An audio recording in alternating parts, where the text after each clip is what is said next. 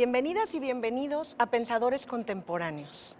El día de hoy tenemos el placer de platicar con la doctora Laura López Mascaraque, quien es una neurocientífica del Instituto Cajal y quien fuera la conferencista magistral para dar inicio al Festival El Aleph aquí en la UNAM.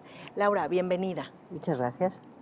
Bueno, pues yo quiero platicar un poco contigo acerca de algunas de las ideas más potentes que sembraste en el auditorio, en el Festival El Aleph, cuando nos platicaste acerca del mundo de los aromas, del mundo de los olores, de la investigación científica que se realiza alrededor de esto. Y quisiera arrancar esta charla contigo, Laura, platicando un poco acerca de algo que sembraste en mi mente de manera muy potente. Tú dijiste, el olfato es un sentido pues que de repente no nos parece tan importante, tan relevante, y muestra de ello puede ser el hecho de que no tenemos muchas palabras para describirlo. Entonces me gustaría hablar contigo acerca de esto porque al final del día el lenguaje es cosmovisión. Nosotros gracias a un vocabulario a lo mejor muy profundo o muy vasto podemos compartir el mundo con los demás. Y tú nos dijiste que con respecto al olfato pues has encontrado que realmente tenemos pocas palabras y del olfato se habla poco. Empecemos con eso. Efectivamente, del olfato se habla muy poquito. Yo creo que es un sentido tan invisible, tan olvidado, ¿no? que es algo que no le damos la menor importancia. Entonces, desde pequeños nos enseñan de todo. Nos enseñan las palabras, nos enseñan los colores, nos enseñan muchas cosas, pero a nadie se nos ocurre enseñar los olores. Es decir, siempre hablamos de una forma comparativa de los olores, es decir, estamos hablando de huele como a, pero no le ponemos específicamente un nombre. Y eso está claro que es porque no le damos importancia. No le damos ninguna importancia y es algo como muy secundario en nuestra vida. De hecho, si nosotros nos vamos a culturas, que de hecho es una de las cosas que presenté en la presentación, ¿no? Buscando sitios donde realmente los olores tuviesen nombre, me tuve que ir a civilizaciones como mucho más antiguas. Y de hecho me agradó mucho ver que en México hay muchísimas de estas civilizaciones mayas, aztecas y demás que continúan teniendo un nombre específico para olores determinados, que no son posibles traducirlos ni a castellano, ni a inglés, ni a ningún otro idioma, ¿no? Entonces, bueno, es algo curioso, pero que sí te da una idea de la poca significación que tienen los olores, ¿no? La poca importancia. Por supuesto. Y bueno, yo ahora que hablabas que desde pequeños de repente te enseñan los colores, te enseñan ciertos sabores, que finalmente el sabor ya lo platicaré contigo, está muy ligado al olfato, pero bueno, pensaba justo en que cuando un bebé está recién nacido, es una práctica clínica típica en muchísimos países que se hagan ciertas pruebas para ver cómo viene, cómo nació, cómo está. Y se hacen pruebas de la vista y se hacen pruebas del oído, pero no se hacen pruebas de olfacción. No, efectivamente no se hacen, pero también es verdad que es la demostración primera que tiene el bebé. El bebé cuando nace, lo primero que hace es empezar una relación con el mundo químico, con el mundo de las moléculas. Lo primero que hace es intentar chupar, oler algo.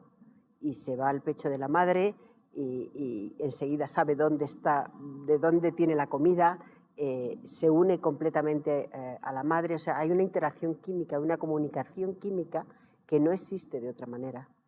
Él no puede forzarse en un bebé, ya los otros animales nacen más crecidos, ¿no? Podríamos decir, Ajá. pero un bebé nace muy indefenso, no tiene posibilidades de ver, no ve, oír parece ser que oye algo, pero no demasiado.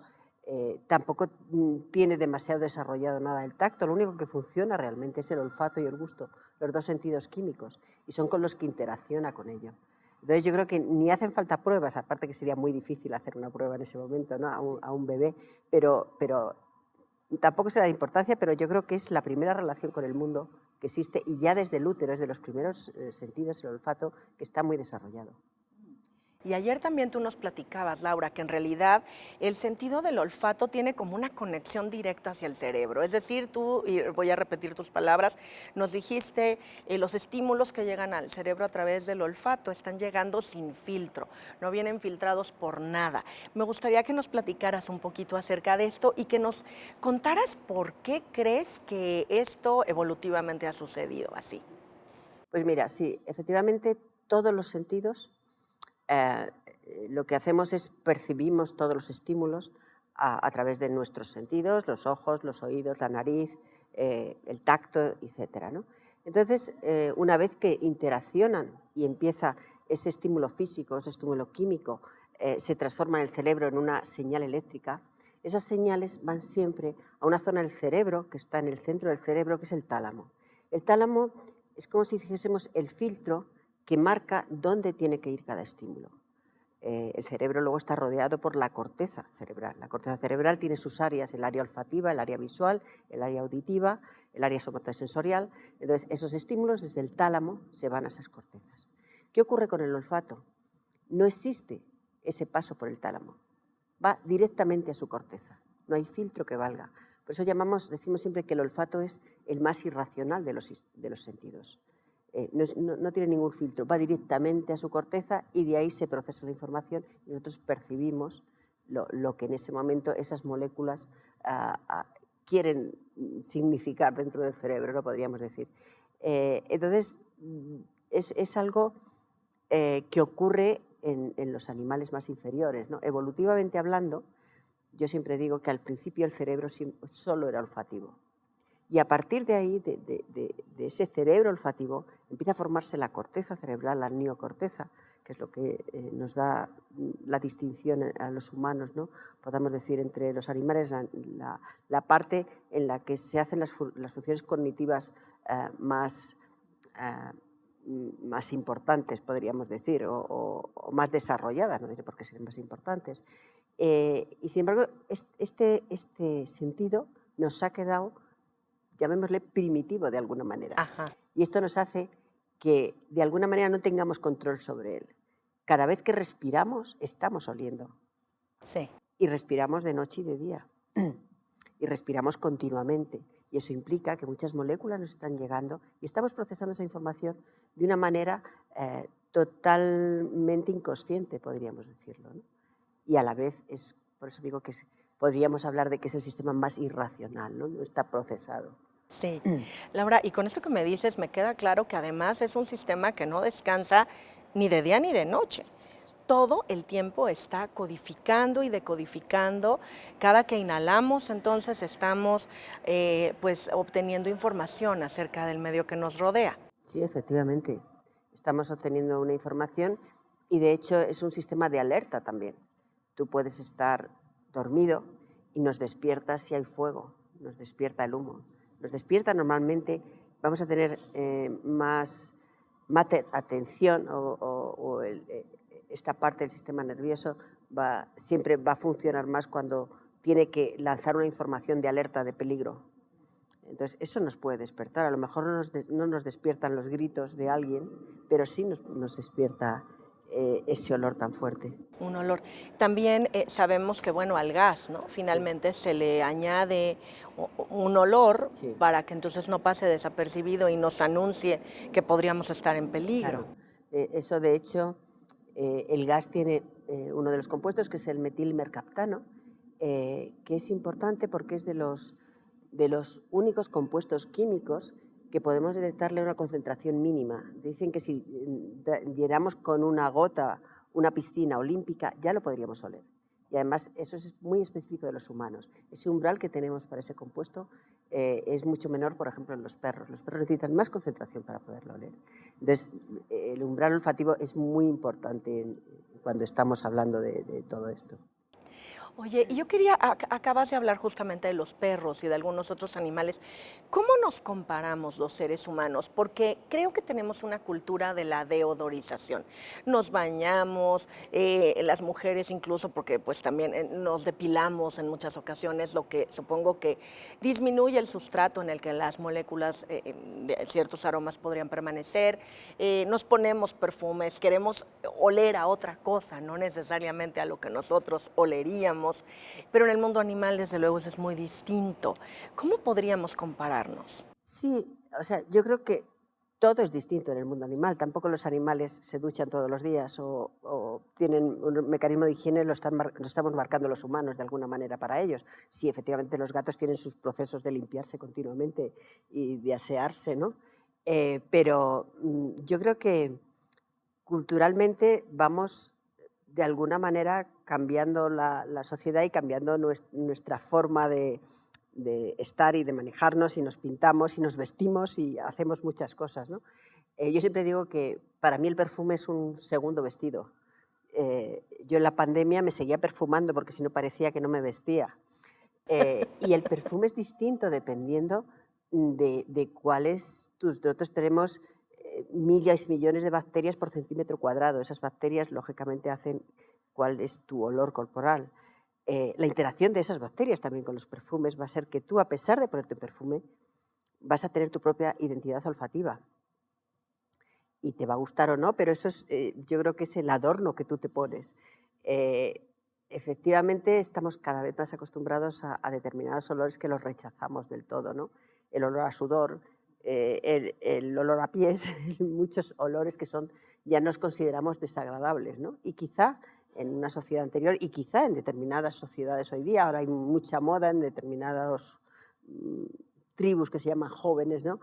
Los cuales no te quieren utilizar desodorantes, no quieren utilizar nada, de nada.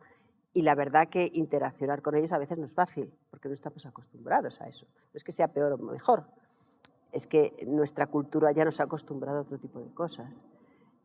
Entonces, bueno, Me vamos acabas a... de recordar cuando uno lee a estos historiadores que nos narran cómo se vivía, por ejemplo, en la corte del rey Sol, ¿no? En Francia, y bueno, claro, la higiene era algo pues no tan acostumbrado, ¿no? A comparación con lo que vivimos hoy. Por lo tanto, uno dice, bueno, ¿a qué olerían? O también con los drenajes abiertos, estas ciudades hermosas, edificios divinos, pero estos efluvios de la propia ciudad. Entonces, bueno, creo que el arte, la literatura, el cine, poco se han ocupado también de hacer estas descripciones odoríferas, porque desde luego no es sencillo. Viene a mi mente este libro, El perfume, de Patrick Süskind, desde luego. Pero también estoy pensando en la película de Parásitos, que ganó hace poco incluso el Oscar a la mejor película, y cómo hay un momento en el que parte de lo que detona, pues incluso ya esta violencia, es el hecho de que la familia, esta familia que ha vivido en condiciones de pobreza, detecta que la familia que ha vivido en condiciones de riqueza, cada que los miran, se tocan la nariz y se tapan la nariz como diciendo, este aroma tuyo a mí no me parece, ¿no? Y entonces yo quería preguntarte, porque ayer también lo comentaste un poco, acerca de nuestra propia señal, huella, identidad odorífera. De acuerdo a lo que comemos, de acuerdo a lo que vivimos, de acuerdo a quiénes somos, supongo que tenemos un rasgo de identidad. Sí, totalmente. Cada uno tenemos un olor único, excepto los gemelos idénticos. Y esto además nos viene determinado por nuestra carga genética, por nuestro DNA. Es decir, para el olfato utilizamos, en realidad son 900 y pico genes, de los cuales funcionales son 396. Entonces imagínate la variabilidad genética que existe. En el momento que nosotros tenemos un alelo recesivo, un alelo dominante, la variabilidad que existe en 400 genes. Entonces esto lo que nos hace es que cada uno tengamos una identidad olfativa y cada uno olemos de una manera. Y de hecho esto se aprovecha mucho lo que llaman la odorología forense, que hasta ahora está usada con los perros. Los perros, tú les das una camiseta de alguien y te lo pueden buscar a kilómetros de distancia y saber que exactamente esa camiseta pertenece a una persona. Uno Eso lo ve en las películas, pero lo que me estás diciendo es que en los perros entrenados, sí, supongo, esto sucede. se utiliza, eso se está utilizando y ves a los perros que van y van buscando a la persona y saben que ahí hay una persona y la pueden incluso encontrar. Entonces tenemos esa identidad olfativa, ¿no? Y que nos va a marcar quiénes somos. Y de alguna manera hay ya laboratorios que se están interesados, muy interesados, y de hecho están trabajando sobre ello, en hallar, igual que tenemos la huella digital, tener una huella olfativa y utilizarlo como un marcador, ¿no? Igual que utilizamos el ojo o el dedo, ¿no?, para abrir una puerta, que sea simplemente el olor o que seas identificado, por ejemplo, en una escena de crimen, saber si ha estado allí esa persona o no ha estado, porque deja su huella olfativa. Odorífera. No, bueno, suena a ciencia ficción, pero desde luego el olor de cada quien lo traes contigo, te percates o no, seguramente casi nunca te percatas, pero si hay manera, hubiera pronto manera de medirlo, pues es inescapable porque es tu identidad. No hay forma, ¿no? No hay forma ahí de... Bueno, eso está muy interesante y queda como para estas ramas de la ciencia y la tecnología a futuro, pero que ya están empezando a suceder y que tú nos estás platicando, lo que me parece fascinante.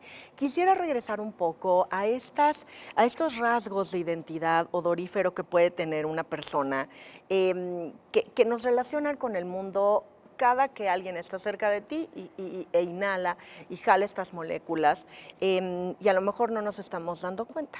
Y entonces a lo mejor ya verás para dónde voy. Yo te quiero preguntar, ¿qué pasa cuando alguien te gusta mucho? ¿Cuál es el juego del olfato, de este sentido?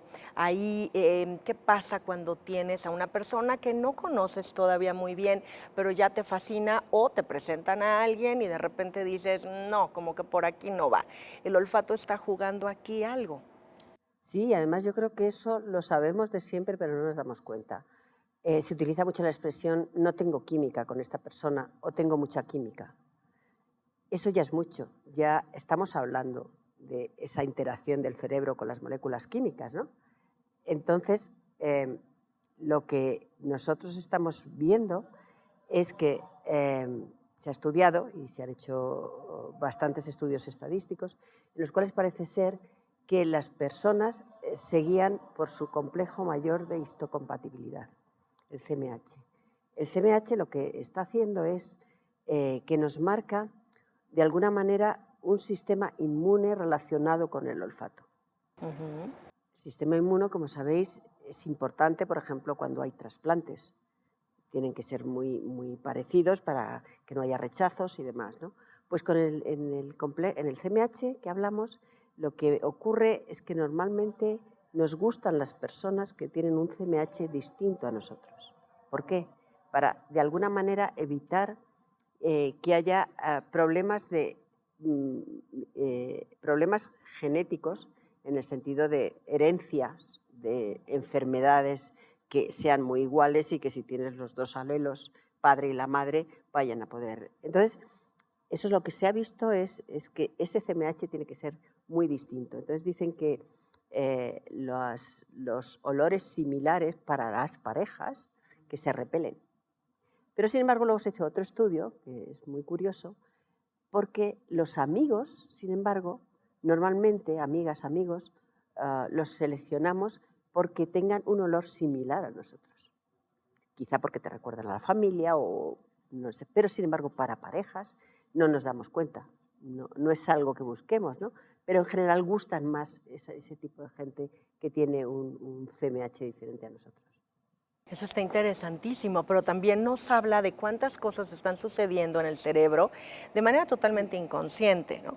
Tú no llegas y le dices a una persona que además en ese momento es un extraño, ven acá que quiero No, olfatearte, no, por porque supuesto. además culturalmente se vería muy extraño, ¿no? Que hiciéramos eso, pero posiblemente estás escogiendo a tu pareja y al menos es uno de los factores que están Sí, entrando en sí, pero es juego, algo ¿no? que, como tú dices, no se da cuenta. Lo único que nos damos cuenta siempre es si algo no nos gusta. Entonces sí lo rechazamos.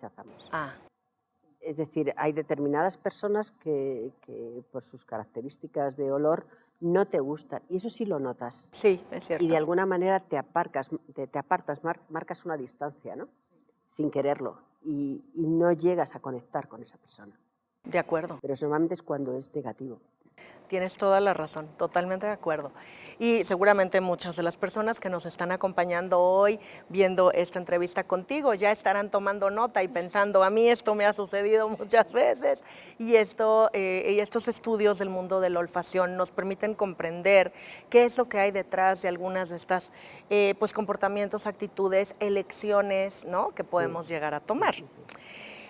Laura, yo quería platicar ahora contigo un poco acerca del mundo de la olfacción y su relación con la búsqueda de enfermedades. Entonces me voy a remitir al caso más reciente y además al caso que a todos nos resuena en este momento, como es la pérdida de olfacción o anosmia que vimos que estuvo presente por COVID-19 con el virus del SARS-CoV-2. Y yo querría preguntarte un poquito, bueno, primero, si cuando todo surgió, tú que estás también con otros colegas en el mundo de la ciencia estudiando esto, eh, eh, ¿te diste cuenta de lo importante que se iba a volver el estudio de la olfacción para una cosa que nos estaba pasando a nivel mundial? Porque como decíamos, de repente nadie habla del olfato y ahora el olfato estaba en las primeras planas de todos los periódicos. Preguntarte un poquito acerca de la detección por COVID-19 con la pérdida de olfato, qué es lo que sucede y también relacionarlo con otras enfermedades. Ujú. Pues sí, efectivamente, cuando surgió el COVID y enseguida, sobre todo las personas que estábamos un poco metidas en el mundo del olfato, ¿no? De repente nos sorprendió muchísimo ver la palabra anosmia en los periódicos, ¿no? Porque cuando íbamos a dar clases o a dar talleres, cuando preguntábamos cómo se llaman las personas que no huelen, nadie sabía la palabra anósmico para nada, ¿no? Ajá. Entonces fue curioso de repente empezar a ver esa palabra en la televisión, en las noticias, y luego nos costó mucho que los gobiernos nos hiciesen caso de que eh, esa anosmia era un síntoma clarísimo de que si una persona tenía una pérdida abrupta de olfato de un día para otro, eso no era una rinitis, no era un constipado, porque no surge así. Por supuesto, vas teniendo una hiposmia cuando tienes determinados procesos víricos, pero no ocurría nunca. Entonces nos dimos cuenta, enseguida empezaron grupos, sobre todo de médicos, ¿no?, a trabajar sobre ello y vieron que anosmia eran positivos. No había en ese momento muchos test, porque estábamos a falta de todo al principio de la pandemia, como todos recordaremos, ¿no? Entonces decíamos que marquen, que la gente se aísle totalmente si es anósmico. Ajá. Porque Eh, aquí está pasando algo, aunque claro, no tuviéramos el claro, test pero todavía. sí se empezaron a hacer algunos test en otros países que tenían más disponibilidad y lo que vieron es que toda la persona que había perdido el olfato de esa manera era COVID positivo. Pero los gobiernos tardaron mucho, tardaron bastante, pero bueno, finalmente se aceptó como tal y no hacía falta test, es que ese era el test. No que todos los COVID cursaran con anosmia, pero al principio, con el primer COVID, casi todos se asociaban a una anosmia, ¿no? Se convirtió como en un Sí, marcador en un marcador clínico clínico, estupendo. clarísimo. ¿Tenías olfato Sí. o lo perdías abruptamente? Y bueno, pues se pensaba por qué era y demás, y bueno, ya se han hecho investigaciones sobre ello, y lo que se vio es que al principio se pensaba que nosotros tenemos las únicas neuronas que están en contacto con el exterior. Son las neuronas sensoriales olfativas. Estas neuronas están aquí en la parte superior de la nariz y son las que tienen unos cilios en sus dendritas que hacen contacto con esas moléculas que nos llegan del exterior. Y esas neuronas están dispuestas en un epitelio, como si fuese una pared, el cual está compuesto por unas células que sustentan ese epitelio. Les dan un soporte. Le dan soporte al epitelio. Sí. Esas células que se llaman además células de sostén o sustentaculares. Ajá. Y luego tiene otras células que son las que van a dar nuevas neuronas cada 40 días, que son las neuronas que las estamos regenerando. Entonces, al principio estábamos todo el mundo buscando que hubiese una interacción de la neurona sensorial esta con el COVID, y al final se vio que no eran esas neuronas, La neurona. sino que eran esas células sustentaculares las que tenían un receptor al que se acoplaba el COVID, el AC2. Entonces, ¿qué hacía eso? Hacía que esta pared que forma ese epitelio, se derrumbase. Mataba esas células. Y lo que hacían las neuronas, estas neuronas que estaban sostenidas, ¿no?, por estas células sustentaculares, caían y morían. No tenían sustento ninguno. dependiendo de la carga viral, la extensión del daño era a todo el epitelio o era un poco del epitelio, ¿no? Un trozo del epitelio. Y bueno, pues lo que se vio es que la gente inicialmente lo perdía abruptamente, había gente que lo recuperaba muy rápidamente, había gente que tardaba meses y hay gente que todavía no lo ha recuperado. Así es. Quedan anósmicos, ¿no? Se empezó a decir, o empezamos a decir desde distintas sociedades científicas, yo estoy en la Red Olfativa Española y en la europea también, empezamos a comunicar que era muy importante hacer entrenamiento olfativo. ¿Por qué? Porque hay que tener en cuenta que en ese epitelio hay la capacidad de regeneración celular muy rápida. Sí, cada 40 días, Cada nos 40 decías, días, ¿no? claro. Esas células que tenemos madres, esas células globosas que tenemos en la base de ese epitelio, empiezan a generar tanto células sustentaculares como neuronas sensoriales. Entonces, eso no podía ocurrir si no empezábamos a, de alguna manera, el empezar a entrenar a que hubiese un enriquecimiento olfativo. Entonces, y bueno, la gente decía, no, pero ¿para qué lo voy a hacer si no huelo? Pero bueno, es igual que si tú no mueves una pierna, Sí, porque te la has roto, se al atrofia. principio tú tienes que hacer fisio aunque no muevas la pierna, porque te la provocan el movimiento. Y si no haces esa fisio, eso no recupera. Una fisioterapia, pues también existe esta terapia olfativa. Y esto es muy importante para todo. Incluso yo digo que ya no solo cuando tienes una enfermedad asociada a una pérdida, como puede ser por el COVID, o puede ser por una rinitis, o puede ser por una alergia. O sea, el olfato lo podemos perder por muchas cosas, por un accidente, por una radiación. Ocurre mucho cuando te están radiando por una metástasis que tengas en la zona craneoencefálica. Eso empiezas a perder el olfato. Pero es muy importante.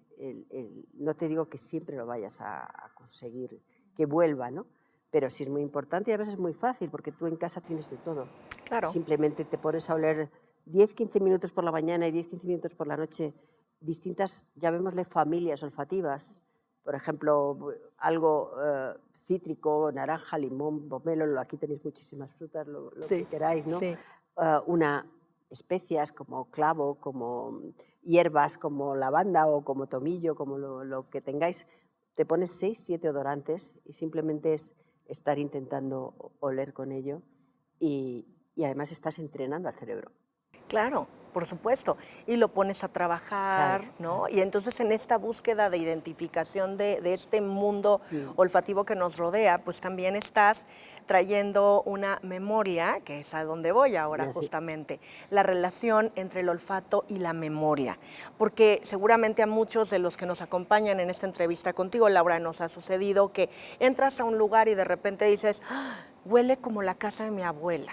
O este guiso, no recuerdas a lo mejor necesariamente el sabor, pero nada más en esa ebullición y en ese aroma al entrar a esa cocina, te trae el recuerdo de una persona. Platícanos un poco acerca del olfato y la memoria.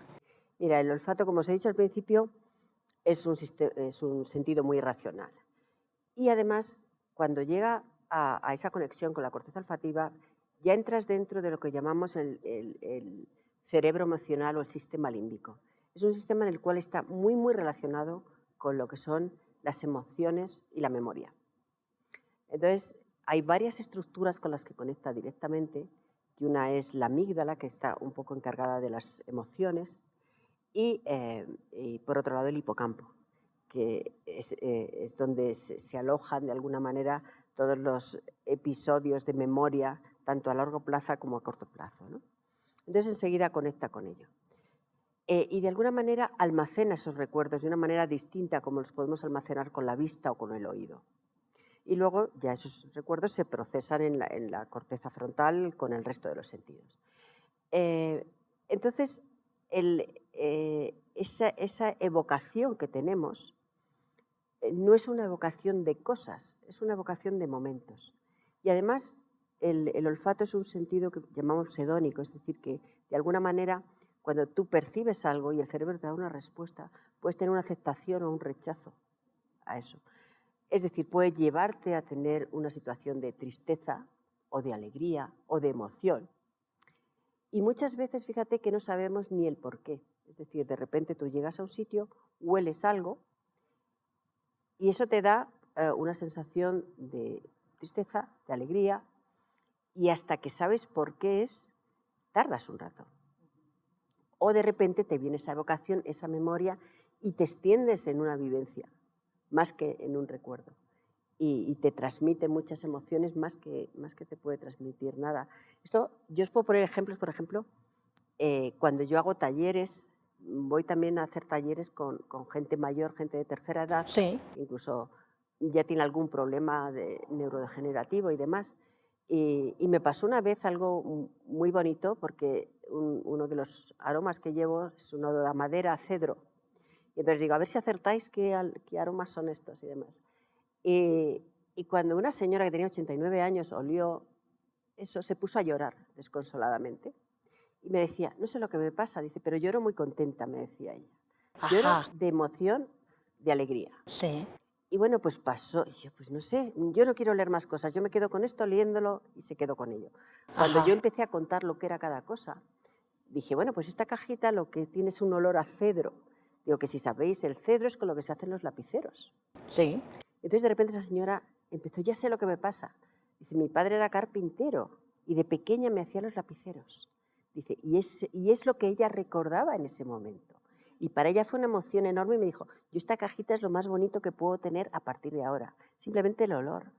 Entonces quiero decir, la transmisión que existe es muy grande, es muy especial. Igual que es un recuerdo de esta emoción de alegría, puede ser de tristeza, porque de repente recuerdas a alguien que se ha ido y dicen que mucha gente que, sobre todo cuando me han contado gente que han fallecido los hijos, que debe ser la cosa más horrible que te puede ocurrir, Sí. no quieren lavar nada, no Ajá. quieren lavar nada de lo que tienen para mantenerles vivo y recordarles y tener ese olor, ¿no? Sí, a O sea, través de este rasgo identitario sí, tan único claro. que es esta Sí, huella sí, sí, la huella olfativa. olfativa de la que nos has platicado, por supuesto. Yo quiero preguntarte, quien comprenda cómo manejar un poquito todo esto que nos provoca el mundo olfativo, podría utilizarlo a su favor, digamos, en una manera de marketing, porque decimos estos aromas, de repente sin que sepamos por qué nos hacen sentir muy bien y querríamos estar cerca de ellos todo el tiempo, o nos hacen sentir muy molestos y como tanto, como lo decías al principio de esta entrevista, como tanto llega sin filtro al cerebro de este mundo de la olfacción, podríamos estar a lo mejor en el umbral de que alguien quiera manipularlo. Bueno, yo creo que ya estamos. Ajá, Es decir, cuéntanos. hasta ahora lo que han existido son los logotipos, Sí, que son las identidades de una marca. sí. Y ahora ya está de muy moda, de supermoda desde hace bastantes años, los odotipos. Los odotipos es que un aroma identifique una marca. Y de hecho ya hay muchas compañías las cuales se están encargando de hacer identidades olfativas de marca, de hacer odotipos. Ujú. Entonces ya sabemos de tiendas que tú llegas a esa tienda y siempre tiene un aroma determinado. Ajá, De hecho, te buscan un olor a coche nuevo cuando le quieres vender, sí, por ejemplo. sí, Y no quiero hablar de marcas, pero hay claro, muchas marcas que ya tienen su identidad. sí, Y hay incluso marcas que la gente se mantiene dentro y quiere comprar ese aroma. ajá, es verdad, Hay determinadas marcas que ya lo venden, ya tienen su aroma y lo venden en forma de ambientador de casa o en ajá, forma de colonia, sí, porque ya les ha gustado mucho a la gente.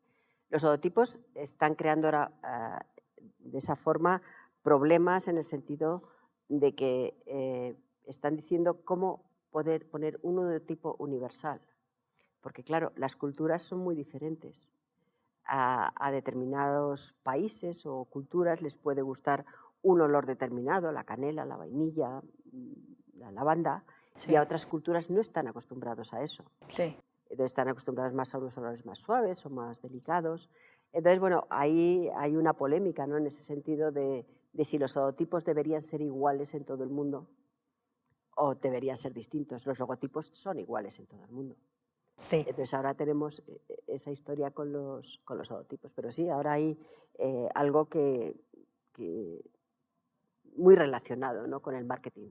Claro, pero muy interesante porque tú no, tal vez Y no a te das través, cuenta. no te das cuenta. Entonces a través de la olfacción estás comenzando a generarte a ti mismo, a ti misma, una fidelidad a una marca. Sí. Y en realidad ni eras partícipe, ni activa, ni te lo preguntaron, pero algo sientes y algo Sí, sí, y conectas. ahí se han hecho además eh, estudios en los cuales se ha visto que la gente se mantiene más en esa tienda a partir de que han empezado a poner ese aroma, ¿no? Que les identifica. Y gente que va a las tiendas para ver qué aroma tienen. Ajá. Hay la búsqueda, ¿no? También de odotipos. La búsqueda de tipos. Pues ese es un territorio muy interesante que, bueno, está en los albores, pero que ya llegó, como tú dices, ya está aquí, presente. Oye, yo quería preguntarte, un poquito regresando al tema de estas terapias, de aromas que uno puede provocarse dentro de casa. Terapias odoríferas, olfativas, cuestionarte un poquito acerca de, así como tenemos música favorita y tenemos colores favoritos, supongo que también depende de cada uno y tenemos olores favoritos. ¿O cómo sé yo si lo que yo te digo, mira Laura, qué rico huele este perfume, a ti también te va a oler delicioso? Del mismo modo que hay gente que dice, yo ese vestido lo veo azul turquesa y otros dicen, no, yo lo veo verde. Y entonces ahí entramos en estas discusiones. ¿Cómo podemos trabajar Mira, esto? por ahora lo que se llaman terapias olfativas no está científicamente demostrado. Ah, ok. O sea, la ciencia todavía no lo apoya como tal. No decimos que no funcione, por supuesto que puede funcionar, pero no hay un método científico para avalarlo De acuerdo. en los resultados que están teniendo, porque los resultados que se tienen hasta ahora es una población que no hay unos controles de todo lo que se requiere en un método científico, ¿no? Además, por otro lado, cuando te venden los típicos frasquitos de aromas, de terapias, este es para Sí, dormir, este es para tal, este es para cual, sí, pues depende mucho eh, de, de tu conocimiento, de tu cultura olfativa y de lo que tú sobre todo has vivido de pequeño. Te va a tranquilizar mucho un aroma con el que tú has estado muy relacionado. Si has vivido en el campo y tenías alrededor un bosque con pinos, pues a lo mejor el olor a pino, eso te relaja porque te retrotrae un poco a ese periodo, ¿no? Pero si, por ejemplo, tú te has tenido un accidente y en el accidente te has caído donde era un ambiente lleno de pinos, te va a horrorizar, no te va a gustar nada porque te va a recordar a ello, ¿no? Entonces, yo siempre digo que las terapias olfativas hoy día deberían ser individualizadas, buscando tú lo que buscas, igual que te buscas tu música para dormir o tu sí. música para relajarte, que no tiene por qué ser igual que la mía. Cada uno es distinto, tiene una identidad propia, ¿no?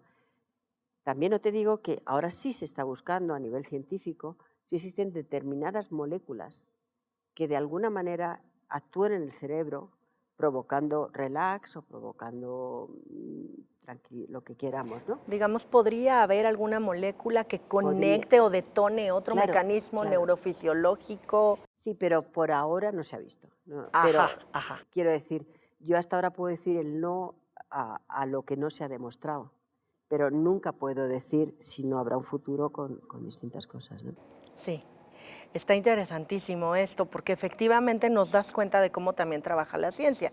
No podemos entonces afirmar algo que en realidad es conocimiento Por ahora, que lo único que podemos decir que hasta ahora no se ha demostrado, ajá, pero no exacto. sabemos lo que pasará mañana. Exactamente. Bueno, y lo que es muy interesante de estos campos de investigación como este que tú nos vienes a platicar es que justamente a través de estas aproximaciones y conocimiento de este mundo olfativo y dándole de nuevo importancia y trayéndolo de nuevo a primera fila, iremos conociendo cada vez más, ¿no? Bueno, yo quería preguntarte también, porque nos lo mencionaste en tu conferencia con la que inaugurabas el Festival El Aleph el día de ayer, esta relación entre la genética y la capacidad de detectar algunos aromas, algunos olores. Nos hablabas del cilantro, por ejemplo, y entonces yo quisiera que nos lo platiques aquí porque es realmente bastante interesante cómo algunas personas efectivamente ante este aroma y otros dicen esto es delicioso y otros dicen socorro, yo quiero salir huyendo. Platícanos un poco qué relación tiene con el genoma. Pues tiene relación porque, como os he dicho al principio, tenemos 300 genes que están codificando para los receptores olfativos.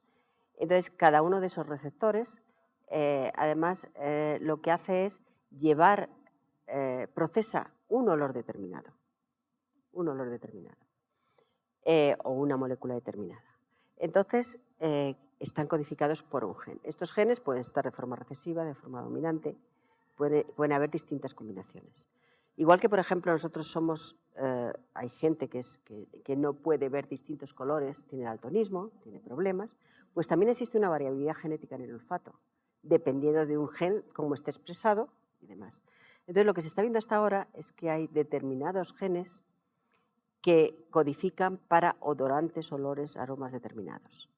Entonces ocurre, como os comentaba ayer, en el cilantro. El cilantro, yo siempre digo que o te encanta o lo odias, porque la gente cuando le gusta le encanta y cuando no le gusta no lo puede resistir.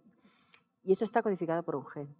Pero además porque, bueno, hablaremos o ya lo comento un poco, el 80% de lo que saboreamos, casi el 80% de lo que saboreamos es olfato y no es gusto.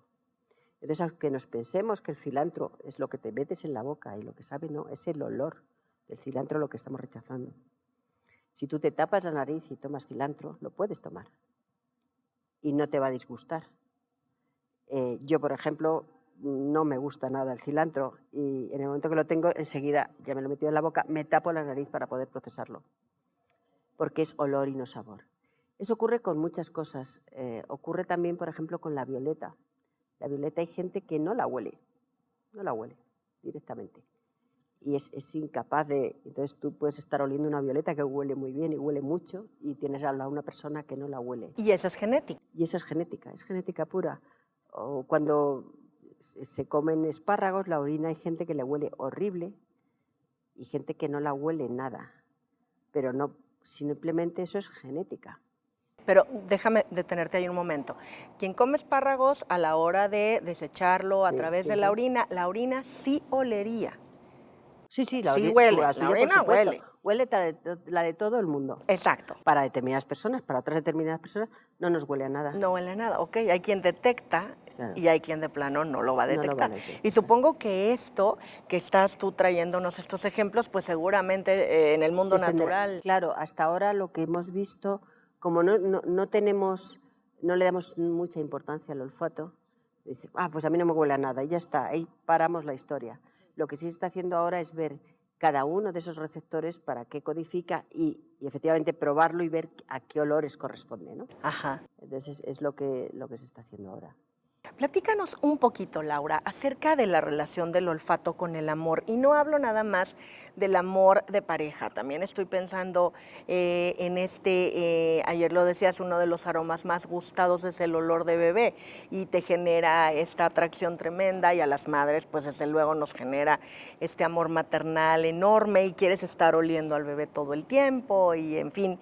Pero bueno, también supongo que hay una relación de cortejo, de la olfacción con el cortejo, de la olfacción con el gusto por una persona. Nos hablabas de cómo vamos a tender inconscientemente a buscar un mundo olfativo totalmente distinto en el otro, pero platícanos un poco acerca de, por ejemplo, estas industrias que quieren usar los aromas, los perfumes, incluso te venden las feromonas, o eso dicen, para que te lo pongas y el otro te perciba como más atractivo.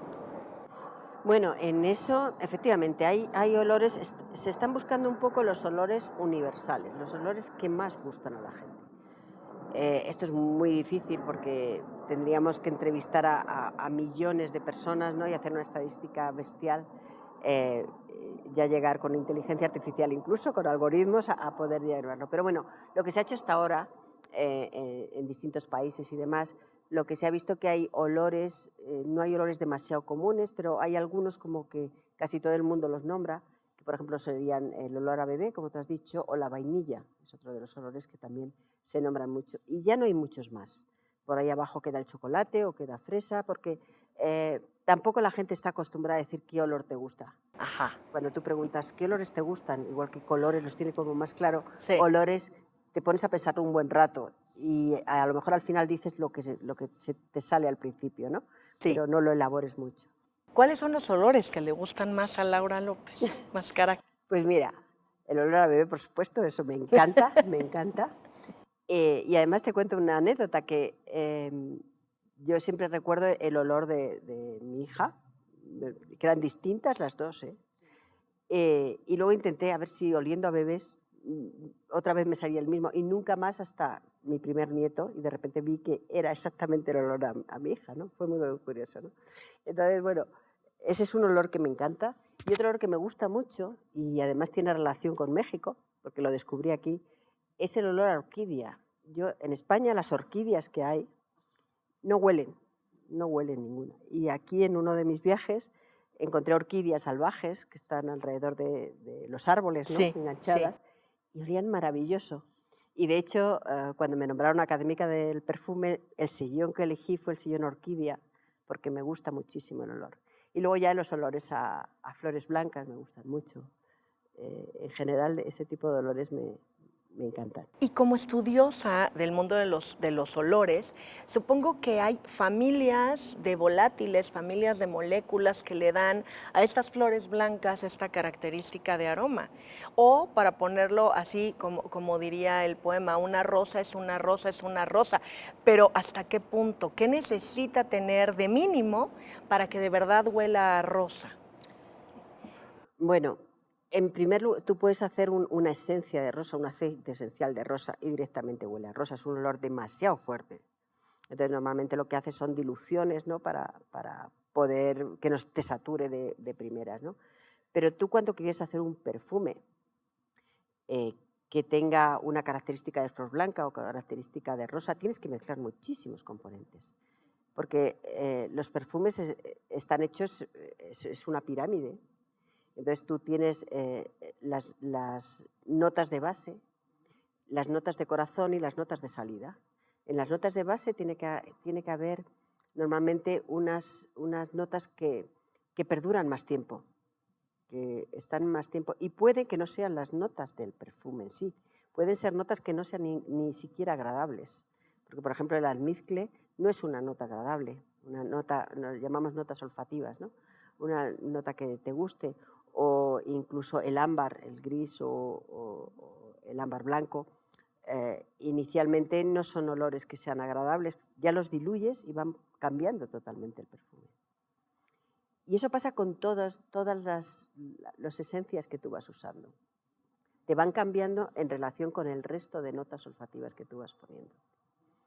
Y finalmente hay unas notas de salida que son esas notas que cuando tú te pruebas en una perfumería lo hueles y es la primera nota, pero a lo mejor tú pasan 2 horas y ese perfume es distinto, porque ya se ha integrado toda esa pirámide de notas y te crea. Y tengo una pregunta, ¿también sería porque estas bacterias de las que nos Claro. hablaste antes actúan un poco como un laboratorio de degradación de la Claro, propia molécula? efectivamente, ahí están, como tú dices, un laboratorio de bacterias, ¿no?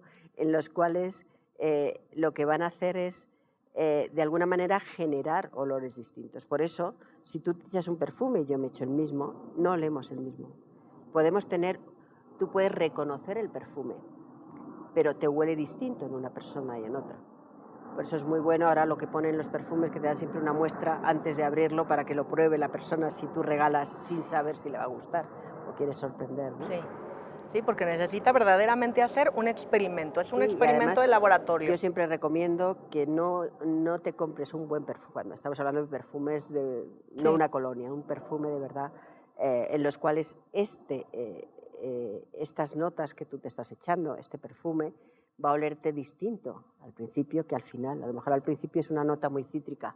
Ah, qué bien, huele mucho, muy cítrica, me encanta el cítrico, y resulta que al final lo hueles y no te queda ese olor cítrico.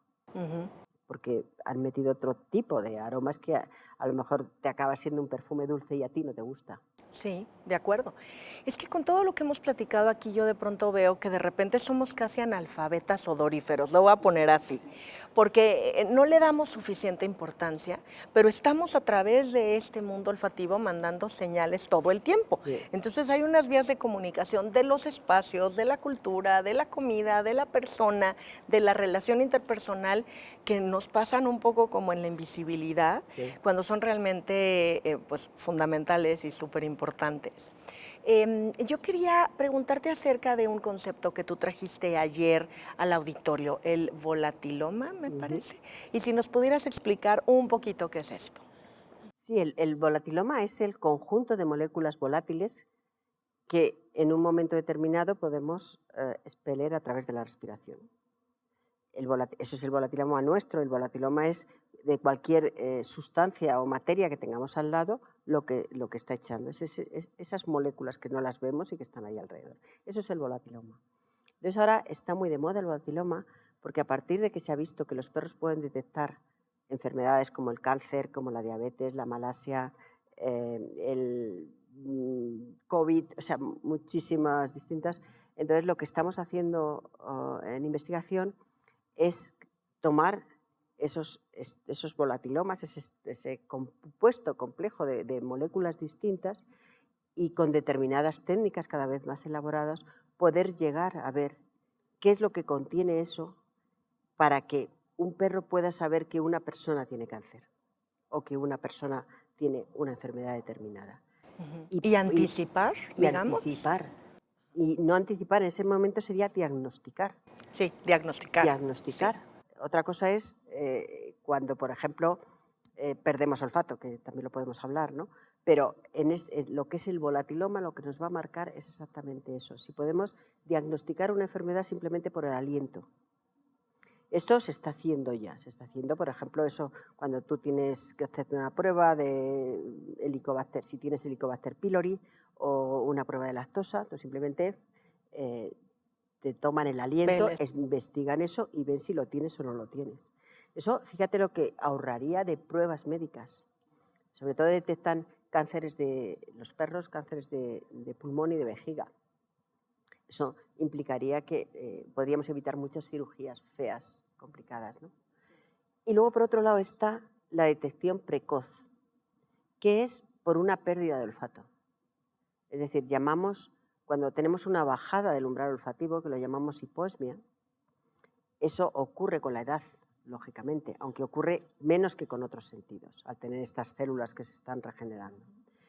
Pero lo que se ha visto es que en enfermedades neurodegenerativas como Parkinson, como Alzheimer, como la esclerosis también, en la enfermedad de Huntington, años antes de que empiece la enfermedad, que tengas ningún motor cognitivo o motor, ya tienes una pérdida olfativa. Eso cada vez se está mostrando más. Con lo cual lo que se está intentando es que, igual que te gradúan la vista, que te hacen una audiometría, te pueden hacer una olfatometría y poder ver si tú tienes un descenso inadecuado del olfato y eso pudiera estar relacionado con una enfermedad neurodegenerativa. Entonces sería la detección precoz y eso sería muy importante en este tipo de enfermedades. Por supuesto, Laura. Oye, bueno, pues yo te voy a decir que esta ha sido una conversación fascinante porque has traído a través de las cámaras de TV UNAM y Pensadores Contemporáneos una serie de temáticas que nos pasan en lo invisible, pero que finalmente todo el tiempo nos rodean y nos permiten comprender el mundo. Ha sido fascinante platicar contigo. Muchísimas gracias, Laura López Mascari. Gracias a vosotros.